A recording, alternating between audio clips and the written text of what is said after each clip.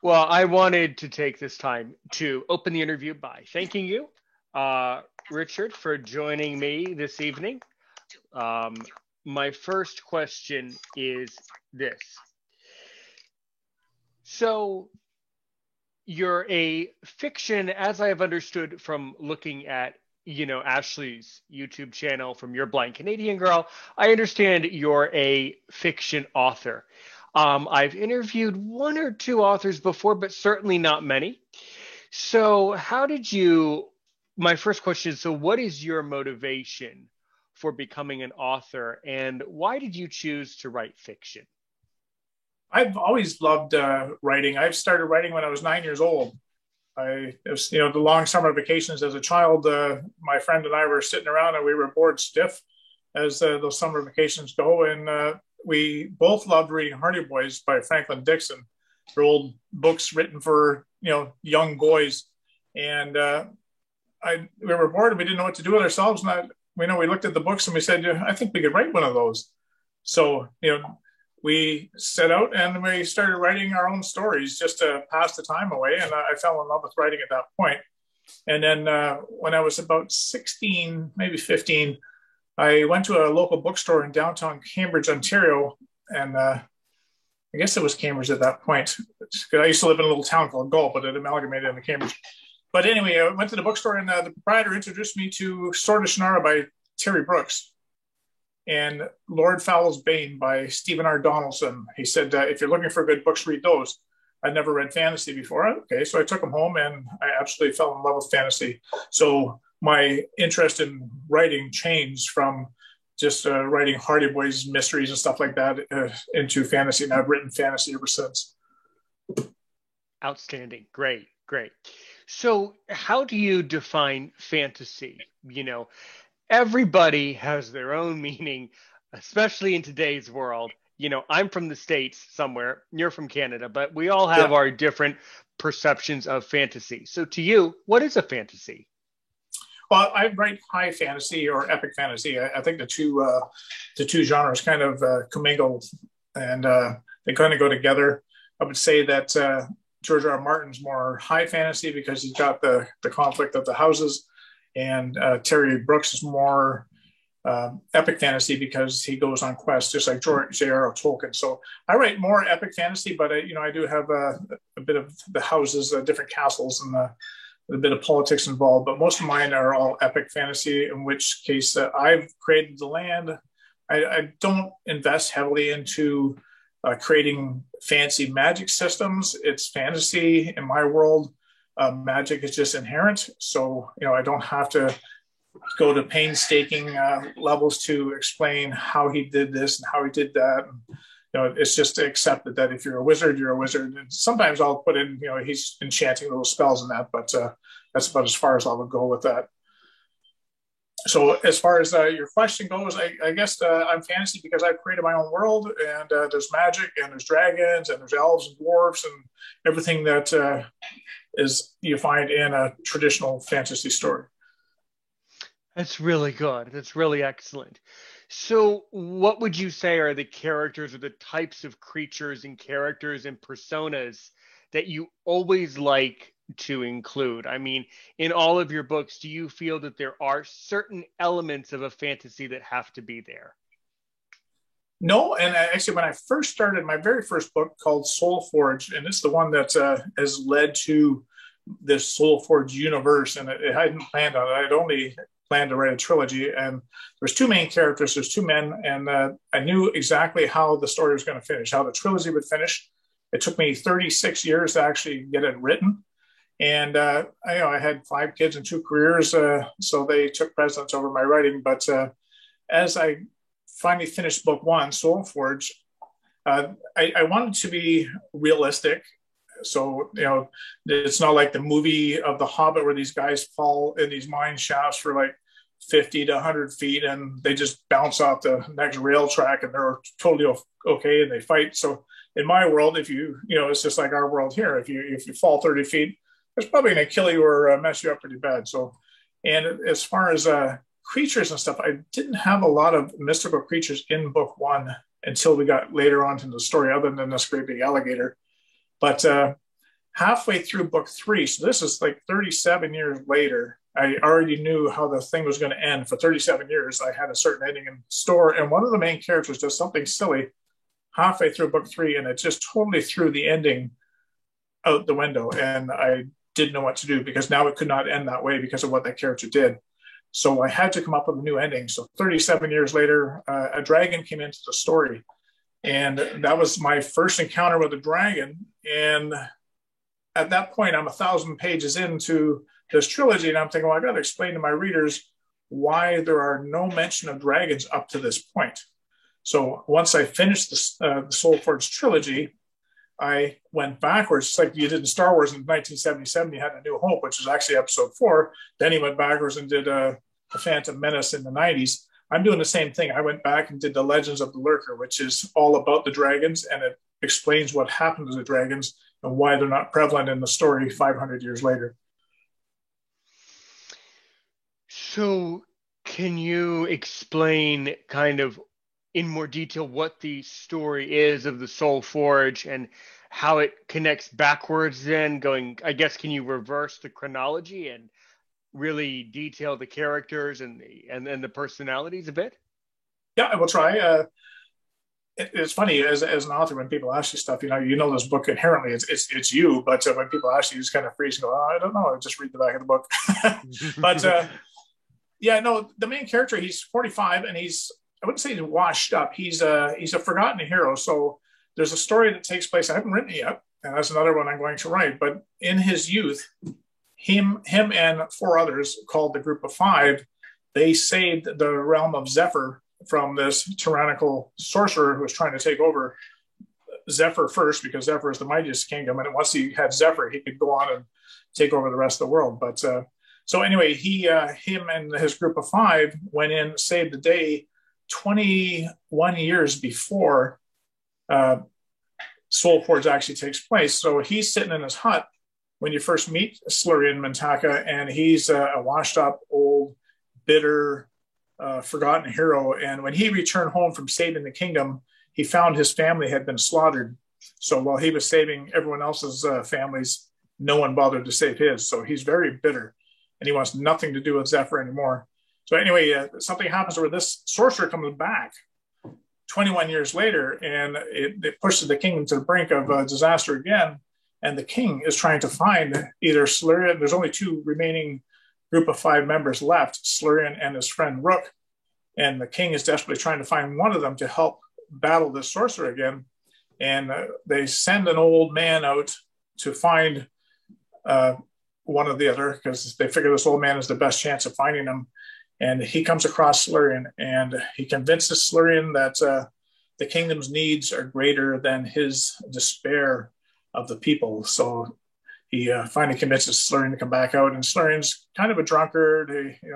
His skills are rusty, and so he's got to find his way back into society. And his biggest fear is everybody's going to hate him because the queen died 4 years previous to the storyline, and everybody blames him for not being around, and that's why she died. So it's Soul Forge is Slurian trying to reforge his soul. So through the next 3 books, he starts to find himself again. He starts to think that life's worth living again, and he starts to see that the people are actually worth fighting for. It's not their fault that his family was murdered. And anyway, he ends up going to the end of the book and saving the day. Excellent, so good. Now, how do you come up with these names? Slurian, interestingly, is I looked it up in a dictionary. When I first started writing, I started Soul Forge when I was 17. So I'm thinking, I want to come up with a neat name for the main character. And I went into a dictionary, and I spent hours just flipping pages.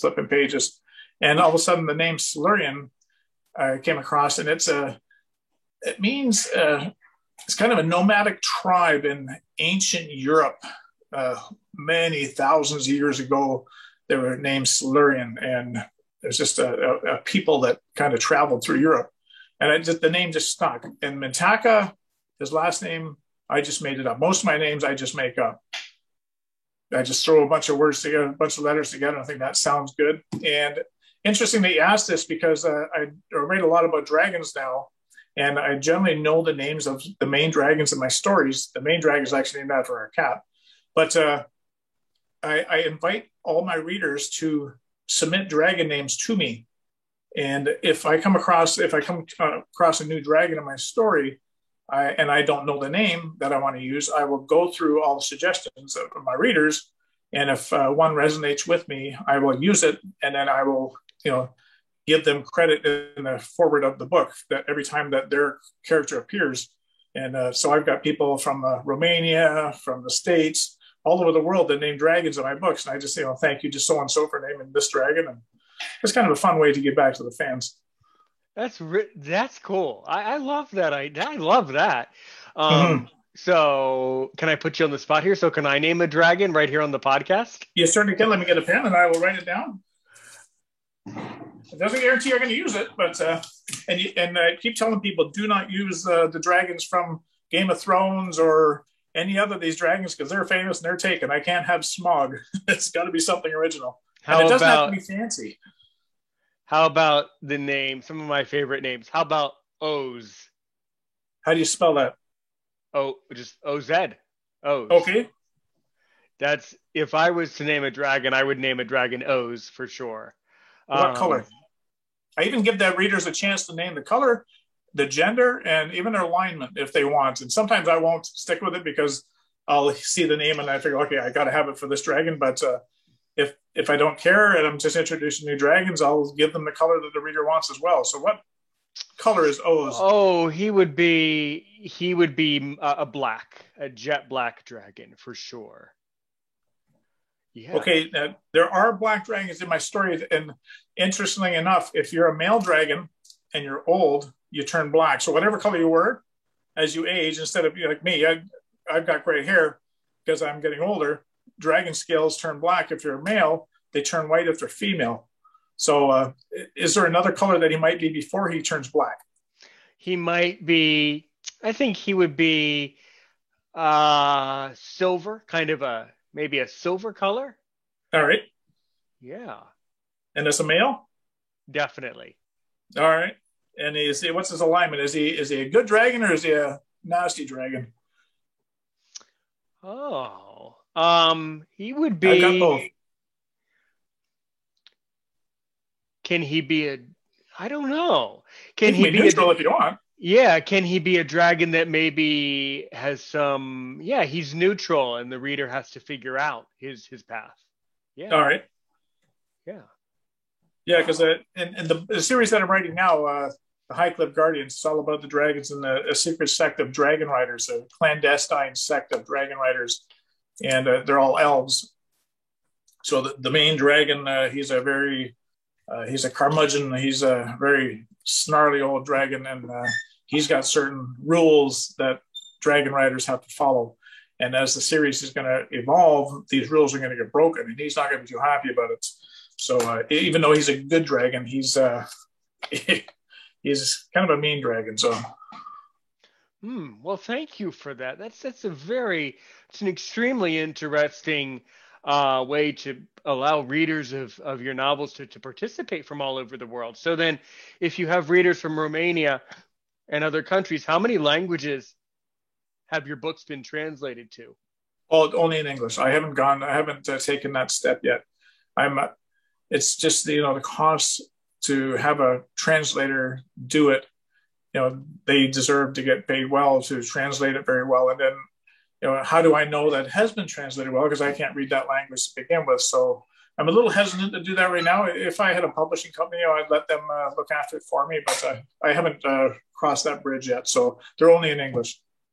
All right. So and I find like Germany's probably the second or third biggest reading market. And most Germans, I shouldn't say most, but a lot of the Germans just read in English anyway, because that's what the majority of the books are written in. So, my Romanian friend who named Scarlet Claws, she's bought my books. I've shipped them to her. She's named the dragons in my stories, and she speaks quite good English. So,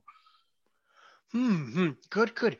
So, what is the age range of your audience? Like teenagers, young adults, anyone really? Is there any particular age group that you're your books are most read by? I like to think I write for adults, but I write very clean. So I always tell parents when they're looking for their adolescents or young teens, if they can read Harry Potter, they can read my books. Like J.K. Rowling doesn't really write slang, teenage YA fiction. She writes adult type narrative, so to speak. So I know I've read some YA fiction, where they use the slang and everything else. And this is not the proper term, and I don't want to offend anyone, but I don't dumb the text down. And that's a very poor way to say that. And I just can't come up with a way to say that properly. And I don't mean to dumb it down, but I don't make it sound for people who are 12 or 13 the way they talk. Like I write for adults. So, but it's very clean. It's not like George R. R. Martin where you have your gratuitous sex scenes and where the Hound is dropping F-bombs all over the place. I had the odd swear word throughout my series, but it's only if one of my characters gets very, very mad. And, it's just an expletive like that is the only word that really gives it the emphasis, but that rarely happens. So, yeah, so I would say that my books are written for people of all ages. Great. And actually, I'm a teacher, by the way. I teach English as a second language. So sometimes students come to me and ask, for book recommendations, or sometimes I like to think, why do people write books in the first place? I think, and I would love your opinion, but I think books are written to tell us about the past, to tell us about the present, or to warn us about the future. So do you think your books tell us about the past, the present, or are you trying to warn society of where we will go if we don't correct our wrongs today? I don't consciously put any thought into any of those three scenarios, but I know throughout my stories, I do deal with present day situations in a fantasy type way. So I deal with prejudices and stuff like that. So the conflicts that have been going on Earth for thousands of years for whatever reason, and we just can't seem to get beyond them. I will deal with those in a fantasy type of way and try and explain it that way. So there's prejudices, and I have all different races in my books. I have elves and dwarfs and half giants. I have white people and black people, and I have Native American.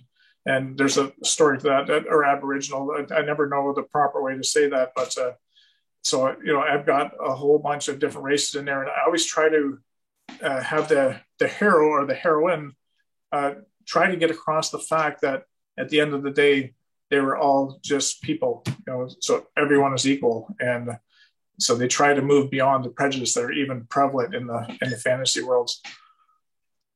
Really good. So when you do have to talk about prejudice, how do you engineer an inappropriate, as an author, how do you engineer an inappropriate situation of prejudice in a book? How do you know when the timing is right for prejudice, or something that would be a little sort of get people? How do you tell when to include prejudice, and where do you put it? And again, I don't set out to write any of these themes in the books at all. They just happen. So, but the one I wrote a novella just to cut my teeth on Amazon. It was actually the very first piece of work that I actually published, and that was in 2017. And I hadn't meant for readers to read it. I just wanted to learn the ins and outs of getting on Amazon, learning how to publish it and get paid, and all those different things that as an independent author you have to learn. And so I put this book out, and it's called The Royal Tournament, and it's a book about a royal tournament. And the one character, he's a farmer. He's a teenage farmer. He's very good at jousting, and he's always wanted to not farm anymore. He wants to leave his father's farm. That's not what he wants to do with his life. He wants to go join the King's Guard. And the Royal Tournament, he can never go to the Royal Tournament because it's always so far away from where he is. And it takes place in the fall when his dad needs him to farm to harvest his farm. So he can't get there. But something happens, and the Royal Tournament shows up in Milford, which is Javin's hometown. So he can actually go and participate in the tournament and still do his duties for his dad. And he's just so mesmerized by the whole thing, by all the grandeur. But when I say simple farmer, I don't mean he's a simple person. He's just he's naive to the ways of the world. So when he sees all these flamboyant knights come in and the revelry and drinking and everything else that goes on in these things, it's just an eye opener to him. It's such a wonder. And he's almost like Alice in Wonderland. And he's never seen a black person before. And one of the knights is, his name is Alcyon, and he's actually one of the group of five later on that I mentioned earlier. He's one of the five that saved the kingdom long ago. But so anyway, he sees Alcyon in the tournament, and this totally mesmerizes him. He's never seen a black person before, and he's curious. And he ends up sitting with him at lunch. And even though Alcyon can't speak a lick of his common tongue, he forms an instant bond with Alcyon, and all the things that he's heard in his lifetime about the prejudice against black people. He's wondering where it all came from, because he's thinking he's going to experience this when he's talking to Alcyon, and he doesn't experience anything. All he sees is a good person, and he starts to question what he's been taught and what the village and everything else has been telling him all this time, and he's thinking, well, they're wrong. So anyway, Alcyon he falls afoul of some prejudiced knight from a different jurisdiction who comes in, and I won't spoil the story, but something bad happens to Alcyon, and Javan steps in and defends him. And at the end of the story, I won't spoil the end of the story either, but that story is kind of, I guess, based on prejudice. I don't think I set it out that way, but that's the way it just happened. And I love the character of Alcyon. He's just such a nice, genuine person who's had to bear prejudice everywhere he goes just because of his skin color. Excellent. So I suppose these concepts, some of them kind of materialize exactly as you're writing, as it occurs to you, and as the story kind of unfolds. Yeah, I'm not a champion of any cause, really. I just, I'm over 50, so I've lived and seen a lot of things. I've worked in the police service, so I've seen the darker side of life as well. And excellent! It's so good. Yeah, so I don't try to write a theme about any of these things, but I know that these things are prevalent in society, so they should probably be prevalent in my fantasy society as well. Mm-hmm. Well, thank you for serving in the police force. That's excellent. I'm a very patriotic American, and I support great people like you. That's so good. Do you mind if I ask in a very general sense what type of policing you did and how you got into that years ago? Yes, certainly. No, I worked in a bakery and a warehouse for 22 years, and I only had a grade 10 because I had a child very early. And so I had to quit school and go working. And then when I was in my 30s, I went back to school to get my grade 12 diploma so I could, do something different than working in a bakery. I wanted to expand my horizons and get more money and better benefits than that. And someone else I worked with joined the police service as a special constable, and that's different than your regular police officer. And my issue was I'm blind in my right eye. So I've always wanted to be a police officer, but the police service has strict rules, and they will not take you if you are blind in one eye, right? You have to have a certain visual acuity before they'll hire you. At least they did. And if your vision goes afterwards and you start needing glasses after you're hired, well, that's okay, but they will not hire you before then. So I didn't think I could do it. And then when he did, I asked him what the vision requirement was, and he said you need 20/60 vision with both eyes open. And I said, well, heck, I can do that. So I went and applied, and a couple of years later, I joined the Waterloo Regional Police Service as a special constable. So what we do is we work the court system. So we're kind of like the bailiffs that you have in the States. Mm-hmm. So we don't work on the streets. We work in the courts. So we deal with all the bad guys that are incarcerated all the time and they're coming for trial. So, the really bad people in society that are always locked up. And I did that for 12 years, and I'm not a big guy. I'm not a big tough guy. So it really wore on me, and my mental health was deteriorating quickly. And I retired from the police service, and with the loving support of my wife, who supports us with her home business, she's allowed me to write full time since then. So yeah, I'm like you. I applaud everyone that works in the police services in any kind of capacity, whether you're a prison guard or whether you're a bailiff or whether you're an officer on the front lines. My hat's off to you because you do a tough job. Yeah, that's so good. So, but today though, you're sighted today though, right? I was discovered when I was in kindergarten that I could not see out of my right eye. and I had no idea. It's just I Well, don't know whether I was born with that or it happened huh, when I was very young, huh. but so I never had any depth perception problems. It's not like I suddenly went blind in one eye Hmm. later on and things changed. I didn't know any different. So I played sports, with a hockey helmet on, trying to catch a puck on the right side. A little difficult for me because I really have to crane my head to see it, but I get by. My left eye, luckily, has been good so far. I'm starting to need glasses now when I read books, but I'm still doing okay. I see. I see. So, what would you say your visual acuity is in your right eye today? In my right eye, I can barely see peripheral. I have detached retina, so it's taken Oh, away. oh, Yeah, okay. All detached right. All retina. right. Yeah, yeah, no. So you are blind. Okay, because then you said something Yeah, about 2060. Okay. So, with yeah. both eyes open. R- So I could Right. read a chart. Like I could Okay. read a chart and it'd be 2020 with both eyes open because my left eye is doing all the work. As soon as I close my Got left it. eye, as soon as I close my left eye, I can't function. So if something were to happen to my left eye, I would suffer greatly for sure. Or right, right. Okay. So yeah, if you're right, so in the States we would say that if your retina has detached, then you would you would probably call yourself visually impaired. You would call yourself blind. Yeah. Yeah, that's really interesting. Um, Mm.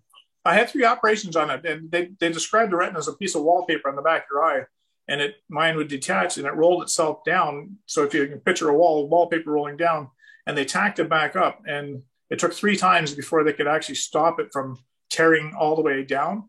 So what it's done is it left me with a little bit of peripheral vision on the side of my right, like on the side of the right side. So if I close my left eye and it's bright lights, I can kind of see shadows if someone moves a hand. Sometimes I can count fingers. Sometimes, most times, I can't count the amount of fingers they're holding up. But straightforward, I have no vision whatsoever. It's gone.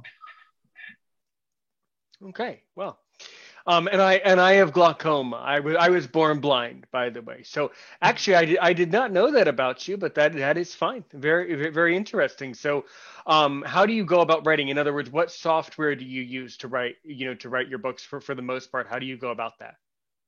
I'm what you call a pantser. So I you know I kick the character out the door and I just write down what he sees and we discover the world together. So when I'm writing a book, it's like I'm actually reading a book because I have no idea what's going to happen. Generally, I know how it's going to end, but I don't know how he's going to get there. Sure, sure. But No, no, no. I meant, but what I no, meant I was, know. and Yep, what software do you use to physically write the book? That's what I meant. yep. So Oh, okay. by doing that, I use Microsoft Word, and that's all Mm-hmm. I use to actually write on. But I because my stories are going to be like 30 books long for the universe, it's trying to remember whether someone is a left-handed draw with a bow or has got green eyes if they're a minor character. I started using Excel spreadsheets with all these tabs on them. So whenever I have a new character, I'll start a new tab in Excel spreadsheet, and it might be very simple, like saying the guy's name is Thonk. He has an eye patch, and he's a big man, and that might be all that I ever need to say about him because he might never come back in the story. But 3 or 4 books later, all of a sudden, oh yeah, I'm going to bring Thonk back in. I can't recall what he's. So instead of looking through the books, I can just pull up my Excel spreadsheet and everything's right there. That's That's it. That's excellent. Great, great. Now, how does the process? Yeah, I was speaking in the past with someone else who's blind who wrote a book on Amazon, but how does the process work as far as, for the listeners that might have forgotten my interview in the past, how does the whole self-publish on Amazon and then getting it to Audible, how does that work? Yeah. It's very simple. Amazon doesn't cost you anything to actually upload to it. You have to go in and set up an account with them. And probably the biggest hurdle through publishing through Amazon is, and especially for me as a Canadian, is filling out the financial forms to make sure that the money gets into the proper accounts. And because everything's done through Amazon.com, there's Amazon everything all around the world, but everything always comes back to Amazon.com. And being Canadian, we don't have all the perks and privileges that the Amazon.com authors have. And so the hardest part was the learning curve on how to get your banking information in there. But as far as uploading, I write in Word. I've had no problem with my formatting. I format my pages before I even start the book. So I write a 6x9 size book. My page is automatically 6x9 before I even type the first word. So most of my formatting issues are already taken care of because the size is correct. A lot of people start on an 8.5x11 because that's what it defaults to. And, they have all these fancy things going on in their text and everything else. And when you go to publish that in a 8.5x6 or whatever, or 9x6, everything changes because you're changing the size of the book. So my biggest hint to anyone who's trying to do it is decide beforehand what size your book's going to be. When you print it, it doesn't matter an ebook, but when you go to print it and print, just start writing in that page. And other than that, Word uploads to Amazon very nicely. And then the cover, obviously, you pay for a cover designer who knows what they're doing. And when it's ready to upload to Amazon, your cover's already ready because the cover designers are great at what they do. That's taken right out of your hands as the author. And how do they I don't know if I answered your question there, but you did. Thank you. You did perfectly. And how do they go about designing the cover, and what influence do you have on that type of thing? For my first 5 books, I found an artist through Facebook, a writers group on Facebook, and he's from Italy.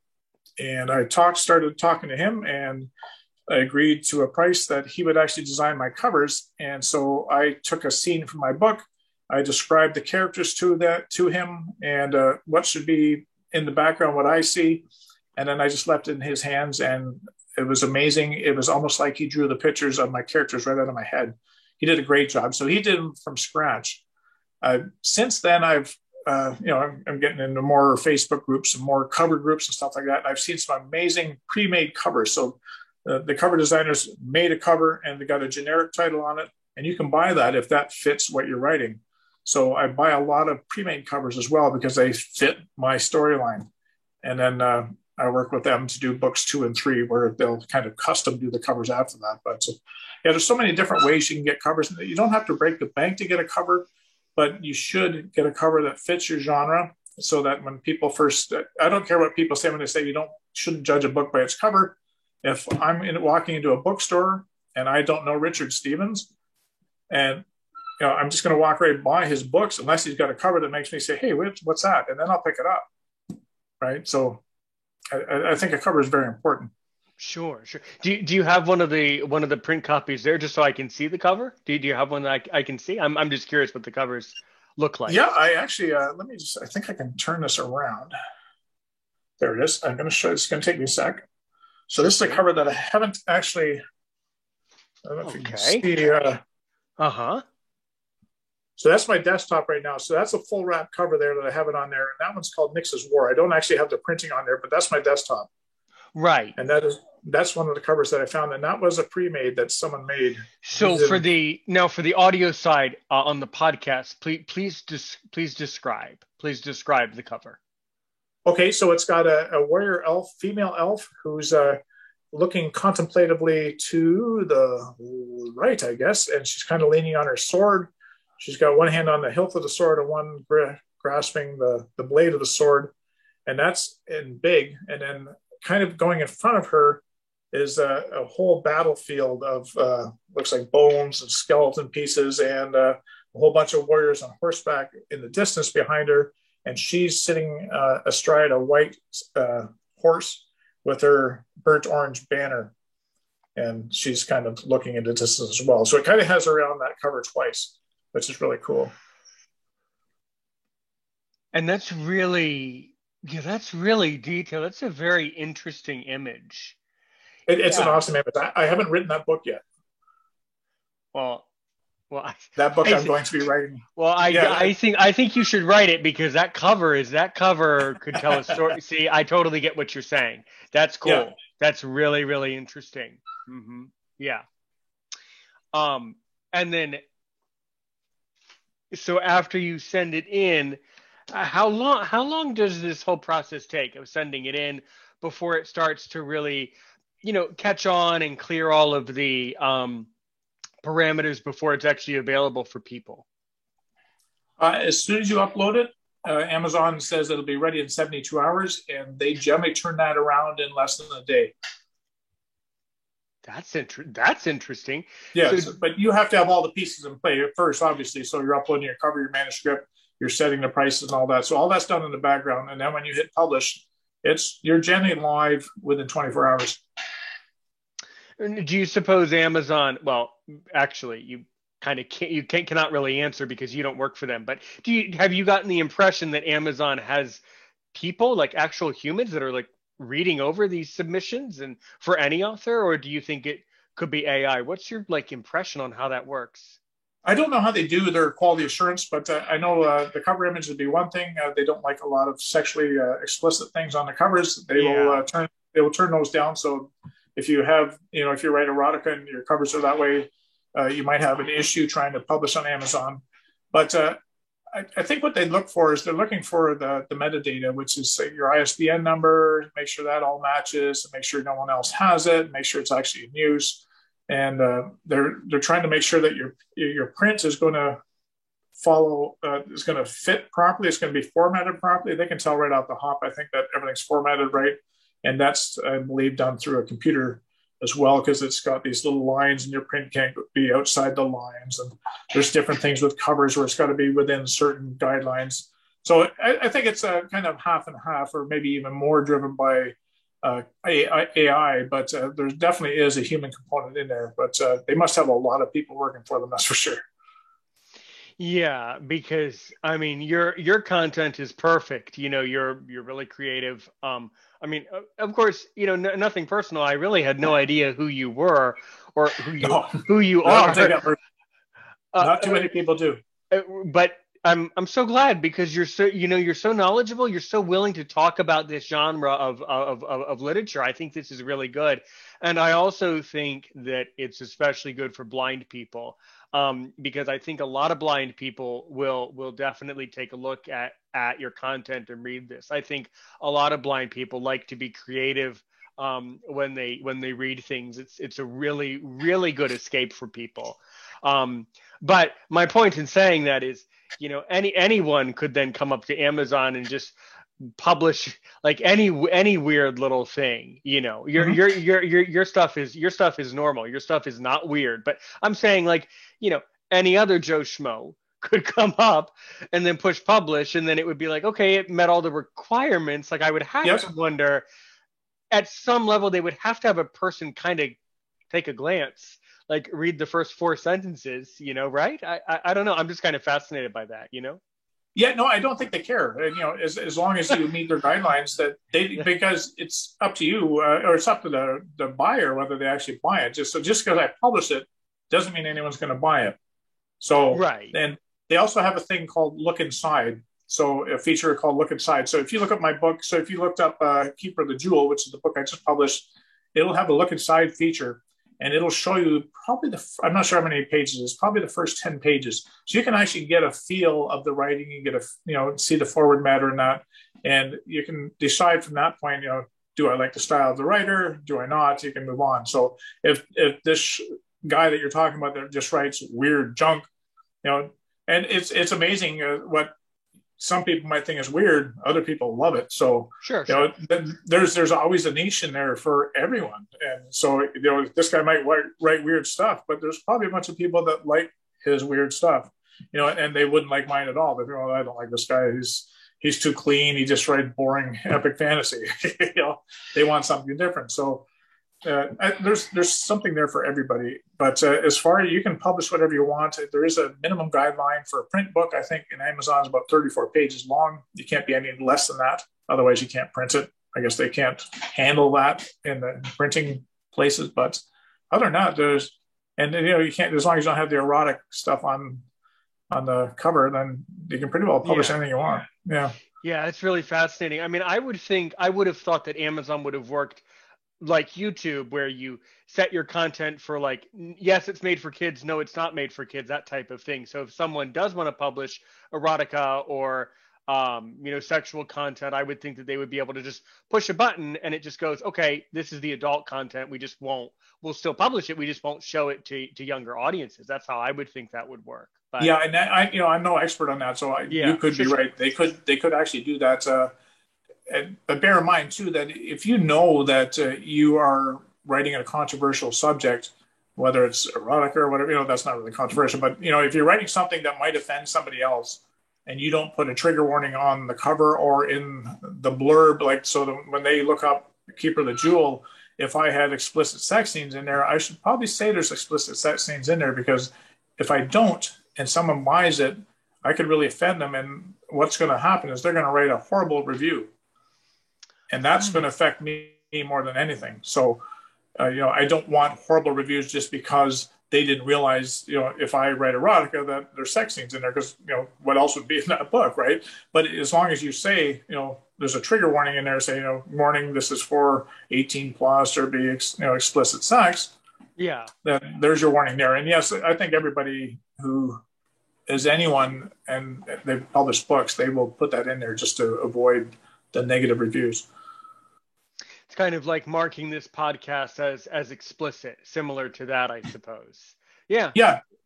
Like if you and I were swearing all the time, then you might say, aggressive language or whatever, just so people would you, like that. Richard, would you believe that this podcast? I'll tell you a little anecdote that you can relate to it. This podcast, when it began a couple years ago for blind people, I actually didn't mark it as explicit at first until I interviewed a retired blind prison guard who talked about rape and almost getting killed by a gang member in a prison. Mm-hmm. Then it wasn't really for children anymore. So from there on, I figured out my content is explicit and not for children, and it's not. I'm very strict about that. Every video is not for children on YouTube, and one of the secret requirements of Baron's Opinion is you have to be 18 years or up to be interviewed. So you definitely have to be careful about that type of thing. So that's for sure. Yeah, really fascinating. Sure. So I know that you don't really write science fiction, but still. Oh, you did. I did before I fell in love with fantasy, but never published it. I've got a 600-page novel. You're killing. Oh, you got to come back to that and publish that, because I have a critical question about science fiction. I've read a lot of science fiction, and I really love science fiction, because I think that science fiction is either an exaggeration of our lives or a minimalization of our greatest nightmares. So what are you trying to hide, or what are you trying to exaggerate when you wrote science fiction? When I wrote science fiction, I was young then. I was a young teenager. So in 1977, Star Wars came out. I wrote science fiction because Star Wars came out. I just fell in love with the movie Star Wars. I was a Star Wars geek, buff, everything. I knew everything about Star Wars. I even had an album that had the soundtrack on it back in '77, so I could just listen to them talking. And so it just had, it wasn't like a VHS where you could watch the movie. This was just an album, so you just heard them talking. There was no visuals in there, and I listened to that over and over and over again. So I knew I could pretty well recite the whole movie. But so I loved Star Wars, and I wrote. I was still a young teenager, so what have I been? I've been 12 then. So I started writing a science fiction book, but all the characters are just all my school friends. And we were flying around the galaxy trying to save the galaxy from an evil guy who was kind of like Darth Vader, except he was one of my teachers instead. So, but so I didn't have any political or any kind of motivation when I was doing that. I was just trying to write like a shoot 'em up story, just like Star Wars was A New Hope. So yeah, I had no back meaning to it at all.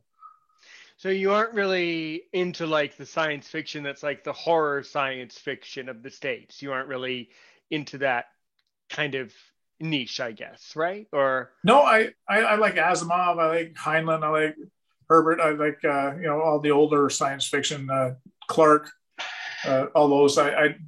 David Kelly is actually a Canadian science fiction author that you should actually get him on your podcast at some point. He'd be a great interview as well. He writes science fiction. You'd love him. But so he might be able to expand on what you asked me, because I just wrote that because I loved science fiction. I love Star Wars. There was no other motivation to that. Sure, sure, sure, sure. No, we have authors, famous American authors. The King guy who wrote a lot of scary science fiction things. Oftentimes, I wonder, are those is the author exaggerating experiences, or are they just trying to minimize the bad experiences they have? I don't know. It's just kind of an interesting thought. I don't know. I think sometimes it's both, but it of course depends. So. Mm-hmm. Yeah, that's really fascinating. Have you considered writing a book about all of the crazy experiences you had working in the court system as a police officer in real life? No, you know what? I wish I had taken the time to write it down, but you would not believe, and I won't get into it, but my eyes are open. This podcast is marked as explicit, and I've heard it all. So, I can't be scared. Trust me. I know I'm not trying to scare you, but I could not believe how many people were that bad and the things that they would do behind cell doors, and I, you know, and when I came home at night, I did not want to bring it home with me at all. I would not tell the family what I've seen, and it's just I would never believe a human being capable of doing the things that these people do. And it's not the odd person. Like some days we deal with up to 80 prisoners a day, and not all of them are like that, mind you, but a lot of them, a smaller percentage of them were, but we'd have to segregate them. We're fighting with them all the time, and they're spreading things all over the cell that from different parts of their body that you would just, and you go, it's just so disgusting that I didn't want to think about it when I got home. And I didn't want to tell my family about it because I didn't think they needed to know that. And so I never did actually write that stuff down. Maybe I should have. It would have been an interesting story, but it's not something I liked. And that's why I got out of the police services. For me, it just wore on me. Like I didn't enjoy going to work after a while. Yeah. Yeah, I see. Sure. But it's very interesting, actually. The sad truth is a lot of people would read that type of thing. Oh, no doubt. And truth is stranger than fiction. There's no doubt. Like, you cannot write anything that is stranger than the stuff I saw. I can believe that the scariest thing someone could ever tell me is the truth. And exactly. No, that is so true because you just can't fathom that people actually are capable of doing these things. So you just think, that's someone had to make that up. So in other words, some of the things that you saw, it would have been like at the level of like the States, like how bad the people are in the American system, right? Like that bad, right? Oh yeah, no, for sure. Like the people that we deal with that were behind bars, like they were what we call rounders, where they're constantly in the system. And the Canadian laws are awful. Like we give them a tap on the wrist and away they go again. And the poor regular police officer has to go and wrestle in the ditch with them a few days later and bring him back. And hopefully he hasn't harmed someone else in the interim. So, yeah. Yeah. I've spoken to a lot of blind people from Canada.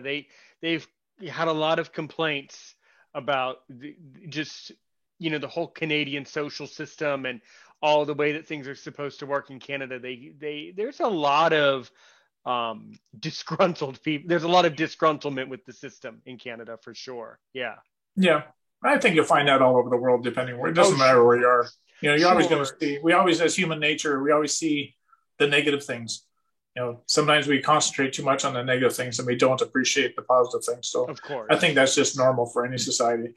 Of course. And so now, yes, go ahead. I didn't say anything. Oh, okay.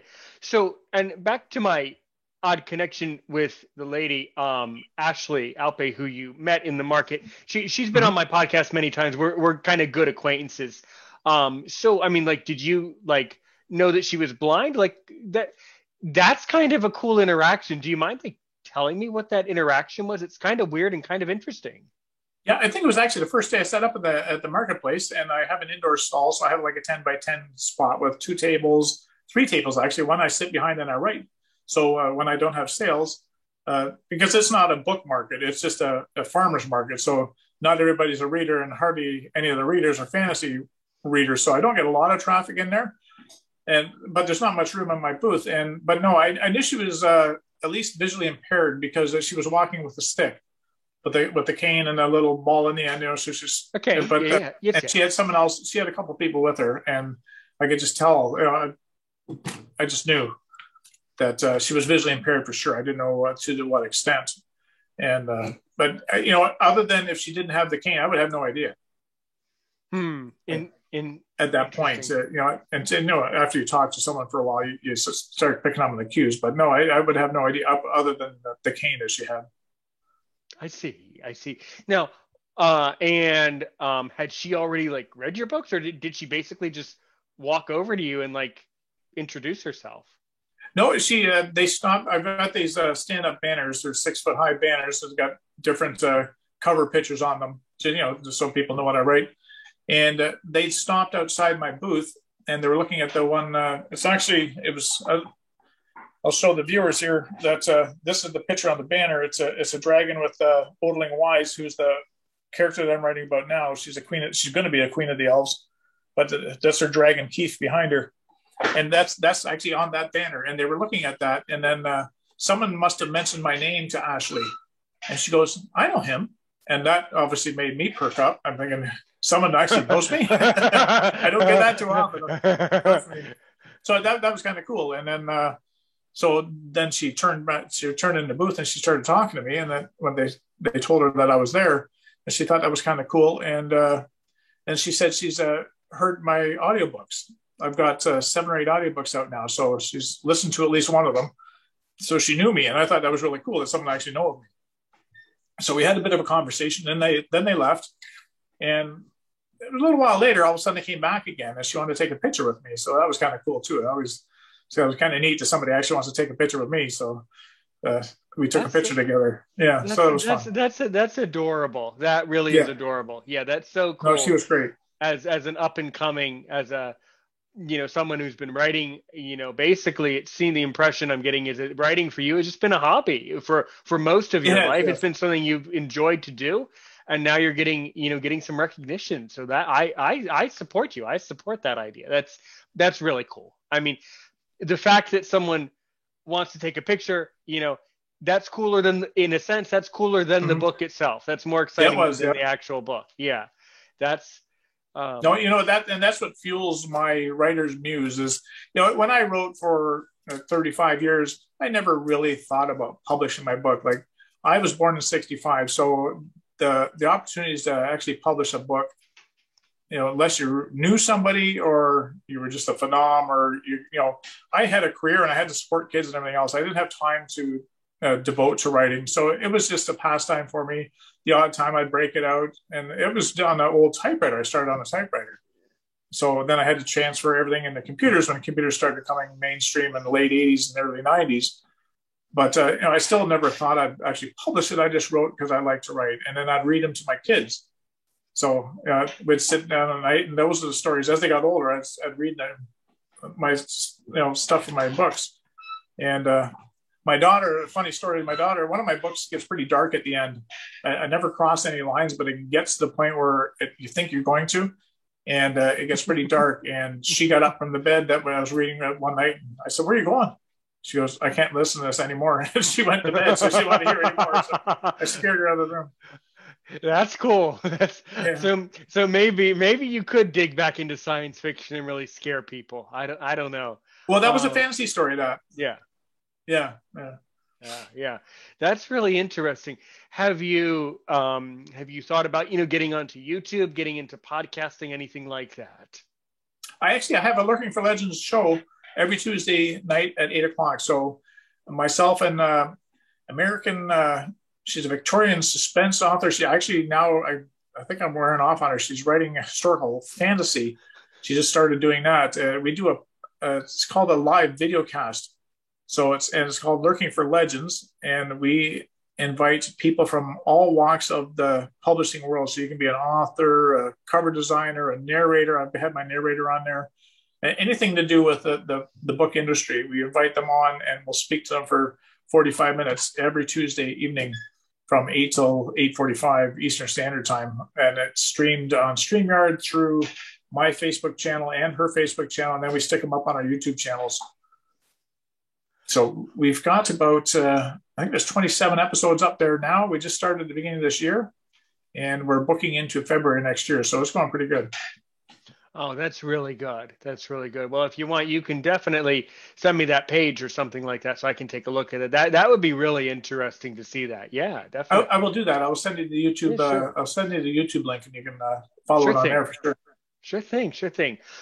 So are all of your books up on Audible, by the way? Not all of them are on Audible yet. We're working on it. Legends of Lurker series is individually, all three are up, plus the box set. So you can you can get the bigger one. The Soulforge Saga is all three plus the box set. The Bainbridge companion novels, which is a story about one of the side characters. I asked the readers what side character they'd like to hear a story about, and predominantly they chose a girl named Sadira because she's cheeky, but she's got a dark backstory. And they wanted to know what the dark backstory is because I never do tell anyone what it is. So I wrote the dark backstory of Sadira and when she was growing up. So that is because those books are a bit smaller, and if to be successful in Audible, you need to have an audiobook that's probably 10 hours or more. Mm-hmm. I just combined all three books in that series as one big box set. So I've got 3 box sets and 6 books out on Audible. And we're working on that. Actually, that's what I do all day now. My narrator keeps sending me 5 to 6 chapters a day, and I have to keep editing them just to make sure the narration's right. So I spend most of my days right now. We're narrating Keeper of the Jewel, which is a 600-page beast. Excellent. I want to take this time to say we're starting to run out of time. I really appreciate you joining me this evening. I appreciate you asking me. Yeah, that was really cool. But of course, as I ask all guests here at Aaron's Opinion, whether you're an author or not, if you can ask me only one question to really make me sweat, to see if I'm, worth my salt as a podcaster, what do you really want to know about me? I don't know about you. I'm not really good at acting on the spot. Are you planning on writing a book, or have you written a book? No. Why not? I because I have a podcast, I guess. I don't know. Right? If you already have a podcast and a teaching job and all sorts of crazy things, I don't know. But I have you thought about it? Let's put it that way. Have you thought about it? No, I would say no. Okay, well then, if it's not something that you would love to do, then don't. And Ashley, I know Ashley said that she'd mentioned that to me when we were talking, that she started writing a book and then she stopped, and she didn't know whether she's going to keep doing it. And I said, you know what? If you don't write that book, I said we can't read it, so just do it. And hopefully she'll start writing it again. If you love to write, then write. But if you don't, then by all means, don't do it. Keep doing your podcast. Do what you love. Follow your dreams. And that's one of the themes in the Legends of Lurker is follow your dreams. Definitely. And so how could someone get in touch with you if they're listening to this episode? I have all my books are on Amazon under Richard H. Stevens. But you can look me up on my website at www.richardhstevens. And Stevens is STEPHENS. richardhstevens.com, and all my books are listed on the website there. And actually, if you go on my website, you can actually get a free copy of the book Lorena in its first draft. As I've got the first draft uploaded there, and it's given away as a free book. So it gives you a bit of a sample of what I write. It doesn't have dragons in it. It's part of that side story of Sadira. So you're welcome to do that. And other than that, I'm on Amazon, and I do ship signed books around the world, and they can get a hold of me by email through Richard H. Stevens. Again, Stevens is PH. Richard H. Stevens1@gmail.com. And just send me an email, and I'll ship them wherever you want. Just Canada Post is atrocious for cost. It costs me as much to ship the book as it does to sell the book. So bear that in mind. Yeah, it's awful. So you kind of lose money if someone wants a book shipped to them. Oh no, the person would be paying for the shipping. I see. Yeah, no, I don't lose money on the book. No, don't worry. I've shipped them to, like I say, I've shipped them to Romania. Yeah, and it's not cheap. I think it costs about $85 Canadian, which isn't quite as expensive in American. That's probably about $60 American, but still, it's pretty expensive. Definitely. Yeah. Definitely. Well, that is all the questions I have. Thank you so much. Thank you so much for joining me, and keep up your great work. So, Well, you're most welcome. Thank you for having me. I appreciate you reaching out to me. my pleasure.